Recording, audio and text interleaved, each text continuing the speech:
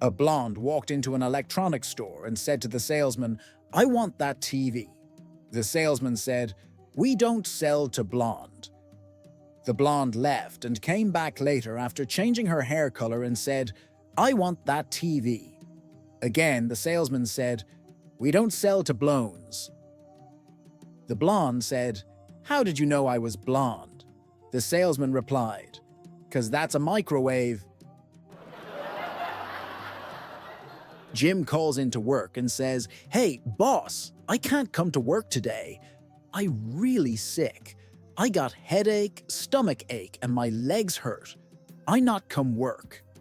The boss says, "You know, Jim, I really need you today. When I feel like this, I go to my wife and tell her, 'Give me love.' Makes everything better and I can go to work. You try." 2 hours later, Jim calls again. "Boss, I do what you say and I feel great. I be at work soon. You got nice house." An older, white-haired man strolled into a jewelry store one Friday evening, accompanied by a stunning young woman. He approached the jeweler and said, "I'm looking for a truly special ring for my girlfriend." The jeweler began by showing him a selection, including a £5,000 ring. The old man shook his head and said, "I don't think you understand. I want something asterisk, very asterisk special." Taking the hint, the jeweler brought out an exquisite ring from his premium collection. "This one is priced at £40,000, he said. The young woman's eyes lit up, and she visibly trembled with excitement. The old man, noticing her reaction, smiled and said, "We'll take it." The jeweler asked how he planned to pay, and the old man responded, "By check. I understand you'll want to verify the funds, so I'll write the check now. Call the bank on Monday, and I'll pick up the ring in the afternoon." Come Monday morning, the jeweler, now furious, called the old man. "There's no money in that account," the jeweler shouted. "I know," the old man replied calmly. "But can you imagine the weekend I had?" Wait! Want to make a difference? For every 1,000 subscribers and likes, I'll donate $100 to a senior in need. Help me help the elderly. Subscribe now. Little Johnny and his friend Billy were strolling through the park when they came across 3 women sitting on a bench, each eating a banana. As they passed by, Johnny cheerfully said, "Howdy, ladies." Curious, Billy asked, "Do you know those women?" "Nope," Johnny replied, "but I can tell you who they are: the nun, the prostitute, and the bride." Stunned, Billy asked, "How in the world did you figure that out?" Johnny grinned and explained, "Well, the nun held the banana in one hand and used the other hand to break it into small, neat pieces before eating it. The prostitute," he continued, "grabbed the banana with both hands and shoved the whole thing into her mouth." "Wow, that's pretty clever," Billy said, impressed. "But how did you know the third one was a bride?" Johnny chuckled. "Oh, that was the easiest one. She held the banana with one hand and pushed her head towards it with the other." The wife turns to her husband and asks, "Sweetheart, if I were to pass away, would you consider getting remarried?" The husband pauses, then replies, "In time, I think I might. Companionship helps us heal." Still curious, the wife asks, "And if I were gone, would your new wife live in our home?" With a nod, the husband says, "We've put so much into making this place perfect. I probably wouldn't want to leave it, so yes, she would." The wife continues, "If she lived here, would she sleep in our bed?" The husband looks at her and says, "Well, our bed is practically new and it cost us $2,000. It's built to last, so yes, she would." With a playful glint in her eye, the wife asks one last question. "And if she lived here, slept in our bed, would she also use my beloved golf clubs?" The husband chuckles and replies, "Ah, but there's a twist. She's a lefty, darling." A little boy approaches his father and asks, "Daddy, how was I born?" The father chuckles and replies, "Well, son, it's a bit of a modern tale. Your mom and I met through an online forum. We exchanged messages, and eventually, we decided to meet up in person at a cozy coffee shop. We hit it off immediately. After a few dates and many more conversations, we realized we wanted to spend our lives together. It was like finding the perfect code for a complex program. One day, we got the exciting news that our lives were about to become even more wonderful. It was like receiving an unexpected upgrade. And just like that, 9 months later, we were blessed with you, our greatest joy. So you could say that instead of a pop-up, we got the most incredible download of all. The wife came home early and found her husband in their bedroom making love to a very attractive young woman, and she was somewhat upset. "You are a disrespectful pig," she cried. "How dare you do this to me? A faithful wife, the mother of your children. I'm leaving you. I want a divorce right away." And the husband replied, "Hang on just a minute, love, so at least I can tell you what happened." "Fine, go ahead," she sobbed, "but they'll be the last words you'll say to me." And the husband began. "Well, I was getting into the car to drive home, and this young lady here asked me for a lift. She looked so down and out and defenseless that I took pity on her and let her into the car. I noticed that she was very thin, not well dressed, and very dirty. She told me that she hadn't eaten for 3 days. So in my compassion, I brought her home and warmed up the enchiladas I made for you last night, the ones you wouldn't eat because you're afraid you'll put on weight." The poor thing devoured them in moments. Since she needed a good cleanup, I suggested a shower, and while she was doing that, I noticed her clothes were dirty and full of holes, so I threw them away. Then, as she needed clothes, I gave her the designer jeans that you have had for a few years but don't wear because you say they are too tight. I also gave her the underwear that was your anniversary present, which you don't wear because I don't have good taste. I found the blouse my sister gave you for Christmas that you don't wear just to annoy her, and I also donated those boots you bought at the expensive boutique and don't wear because someone at work has a pair the same." The husband took a quick breath and continued. "She was so grateful for my understanding and help that as I walked her to the door, she turned to me with tears in her eyes and said, 'Please, do you have anything else that your wife doesn't use?'" A programmer and his project manager board a train headed through the mountains. They can find no other place to sit, except for 2 seats right across the aisle from a young woman and her grandmother. After a while, it becomes quite clear that the woman and the programmer are interested in each other as they keep looking at each other. Soon, the train passes into a tunnel, and it is pitch black. There is the sound of a kiss, followed by the sound of a slap. When the train finally emerges from the tunnel, the 4 sit there without saying a word. The grandmother thinks to herself, "It was very rude of that young man to kiss my granddaughter, but I am glad she slapped him." The project manager thinks to himself, "I did not think the programmer was brave enough to kiss the woman, but I wish she hadn't missed him when she slapped me." The young woman thought to herself, "I am glad the guy kissed me, but I wish my grandmother had not slapped him." The programmer has a satisfied smile on his face and thinks, "Life is good." How often does a guy have a chance to kiss a beautiful woman and slap his project manager at the same time? Betty and Harold, an elderly couple, were on a much-anticipated road trip across the country, reliving memories from their younger days. Betty, ever the adventurous spirit, insisted on driving, even though her hearing wasn't what it used to be. As they cruised along a scenic highway, the flashing lights of a highway patrol car appeared in the rearview mirror. Betty pulled over, and the officer approached their car with a friendly yet firm demeanor. "Ma'am, did you know you were speeding?" the officer asked. Betty, catching only the movement of his lips, turned to Harold with a puzzled look. "What did he say?" Harold, used to translating for his wife, raised his voice. "He says you were speeding." "Oh dear," Betty muttered as she fumbled in her purse.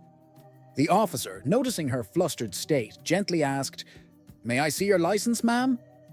Once again, Betty turned to Harold. "What did he say?"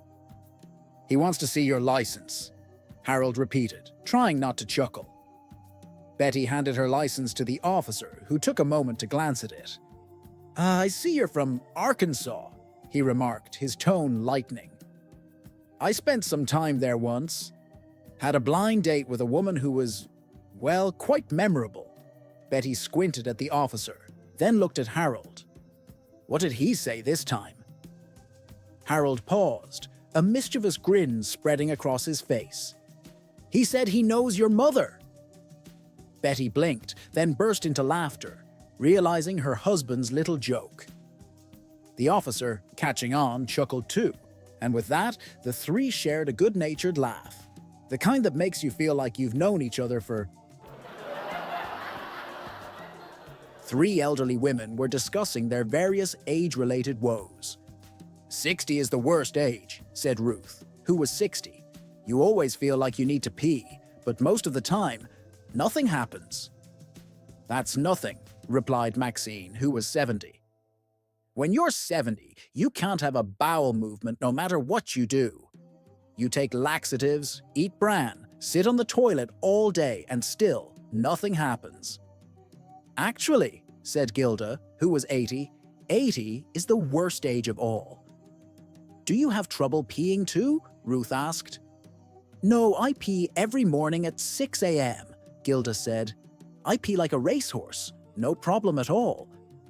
Do you have trouble with bowel movements? Maxine asked. Nope, I have one every morning at 6:30 a.m., Gilda responded. Confused, Ruth asked, So what's so tough about being 80? I don't wake up until 7, Gilda said with a grin. Yesterday, I received a friend request from a young, attractive guy, probably around 19 or 20 years old. Curious, I wondered why someone so young would want to connect with me on Facebook. So I accepted the request.